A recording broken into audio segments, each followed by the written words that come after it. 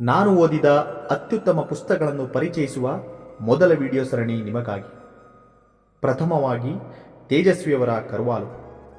ಇವತ್ತಿಗೂ ಯುವ ಓದುಗರ ನೆಚ್ಚಿನ ಪುಸ್ತಕವಿದು. ಕನ್ನಡ ಸಾಹಿತ್ಯ ಲೋಕದಲ್ಲಿ ಇಂದಿಗೂ ರಾರಾಜಿಸುತ್ತಿದೆ. ಎರಡನೆಯದು ಮಾನವೀಯ ಮೌಲ್ಯಗಳನ್ನು ಸಾರುವ ಶ್ರೀಕೃಷ್ಣ ಆಲನಹಳ್ಳಿಯರವರ ಪರಸಂಗದ ಗೆಂಡೆತಿಮ್ಮ. ಈ ಪುಸ್ತಕವು ಚಲನಚಿತ್ರವಾಗಿಯೂ ಮೂಡಿಬಂದಿದೆ. ಮೂರನೆಯದು ವಸುಧೇಂದ್ರರವರ ತೇಜೋ ತುಂಗಭದ್ರ. ಪೋರ್ಚುಗೀಸ್ನ ತೇಜೋ ನದಿ ತೀರದಿಂದ ಶುರುವಾಗುವ ಈ ಕಥಾಹಂದರ ವಿಜಯನಗರ ಸಾಮ್ರಾಜ್ಯದ ತುಂಗಭದ್ರಾ ನದಿ ತೀರದವರೆಗೂ ಐತಿಹಾಸಿಕ ಪ್ರೇಮ ಕಾದಂಬರಿಯಾಗಿ ಮೂಡಿಬಂದಿದೆ.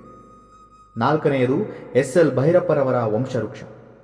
ಮಾನವನ ಸೂಕ್ಷ್ಮ ವಿಷಯಗಳನ್ನು ತಿಳಿಸುವ ಈ ಕಾದಂಬರಿ ವೈಚಾರಿಕತೆಯ ದೃಷ್ಟಿಯಿಂದ ಕೂಡಿದ ಒಂದು ಭಾವನಾತ್ಮಕ ಕೃತಿಯಾಗಿದೆ.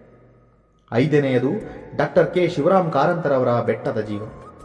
ಮಲೆನಾಡಿನ ಸೊಬಗನ್ನು ವರ್ಣಿಸುತ್ತಾ ಮಗನನ್ನು ಕಳೆದುಕೊಂಡ ವೃದ್ಧ ತಂದೆ ತಾಯಿಯರ ರೋದನೆ ಜೊತೆಗೆ ಅವರ ಮಾತೃ ವಾತ್ಸಲ್ಯವನ್ನು ವರ್ಣಿಸುವ ಪುಸ್ತಕವಾಗಿದೆ.